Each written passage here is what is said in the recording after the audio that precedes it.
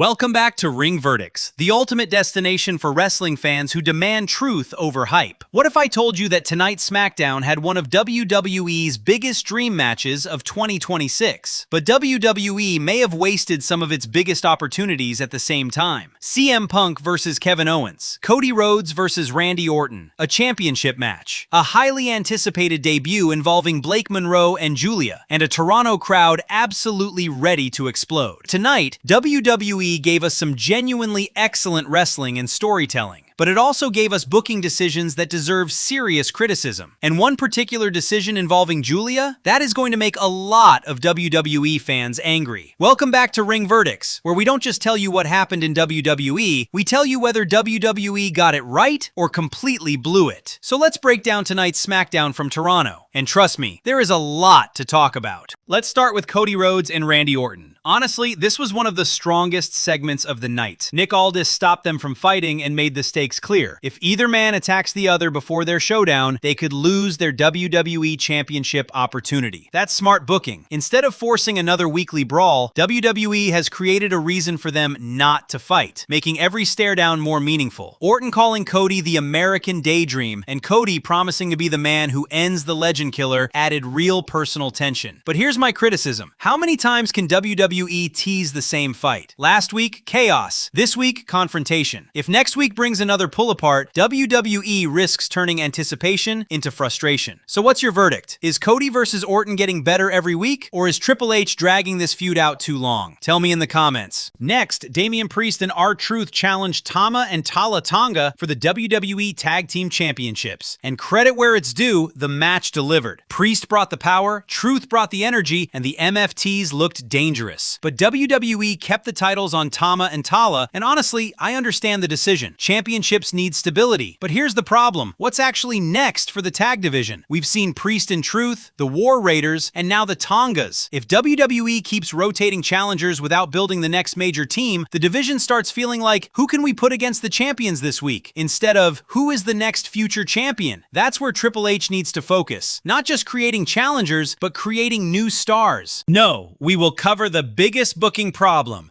Giulia and Blake Monroe. Now we get to what might be the most controversial decision of the night.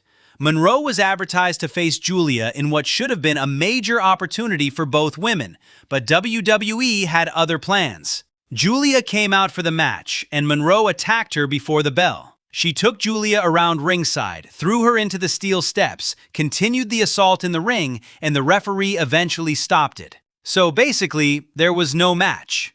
Now, to be fair, the attack did make Monroe look dangerous and unpredictable. If WWE wants to establish her as a serious heel, mission accomplished. But what about Giulia? That's where I have a problem. Instead of giving Giulia a competitive match that could elevate both women, WWE once again made her the victim. And this isn't criticism of Blake Monroe. It's criticism of the creative decision. If Monroe is supposed to become a major heel, great, but Giulia needs something in return. A victory, revenge, or a meaningful storyline. Otherwise, WWE risks making one star look strong by sacrificing another. So what's your verdict? Smart heel booking for Blake Monroe, or another wasted opportunity for Giulia? Tell me in the comments. Now we get to the biggest story of the night, CM Punk. Kevin Owens, Toronto, the WWE Championship. This was always going to be the centerpiece, and WWE understood that.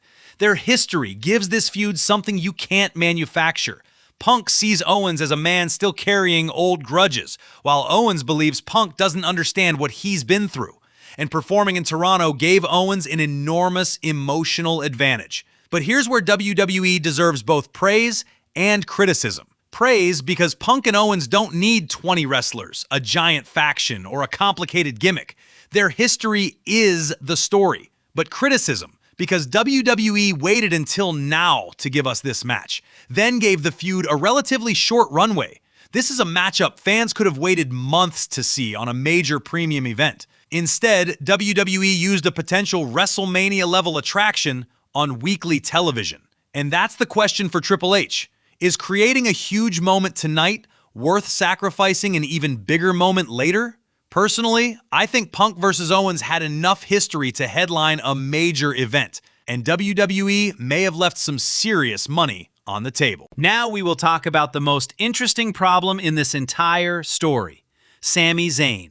Sami still believes he was screwed, and honestly, from his perspective, he has a point. He lost his championship opportunity after WWE kept adding obstacles around him. Kevin Owens returned. Owens got the championship opportunity, and Sami is now watching somebody else fight for the championship he believes should still be his. That creates a fantastic moral dilemma. Does Sami help Kevin? Does Sami betray Kevin? Does Sami attack Punk? Or does Sami simply walk away? That's the kind of storyline that keeps fans talking after the show ends. And this is where WWE has something special, because Sami doesn't need to become a cartoon villain. He just needs to become understandably frustrated. That's much more dangerous. And if WWE handles this correctly, Sami Zayn versus Kevin Owens could become one of the strongest secondary stories on SmackDown. And now we have to talk about bigger Triple H problem. If we're going to praise WWE when it succeeds, we also have to criticize it when it fails. And tonight's biggest creative problem wasn't one terrible segment. It was focus. Look at how many stories were competing for attention. But when everything is presented as important, nothing feels truly important. The best WWE shows have a clear hierarchy. This is the story, then the second biggest story, then everything else builds toward the future. Tonight sometimes felt like WWE was throwing everything at the audience because it was afraid we'd get bored. But WWE has enough talent that it doesn't need to do that. Triple H doesn't need more stories, he needs better focus. Now it's turn for final verdicts. Was SmackDown bad? Absolutely not. The biggest problems were overstuffed storytelling, repeated confrontations, celebrity involvement around Trick Williams, and most importantly, WWE turning Giulia versus Blake Monroe into an attack instead of a match. That's the difference between good WWE television and great WWE television. Triple H doesn't need more, he needs better. More focus, consequences, and long-term storytelling. Now give me your verdict. What was the biggest mistake tonight? Giulia's booking, the overstuffed show, or something else? Drop it in the comments. This is Ring Verdicts. Subscribe, and remember, we don't just watch WWE, we judge it.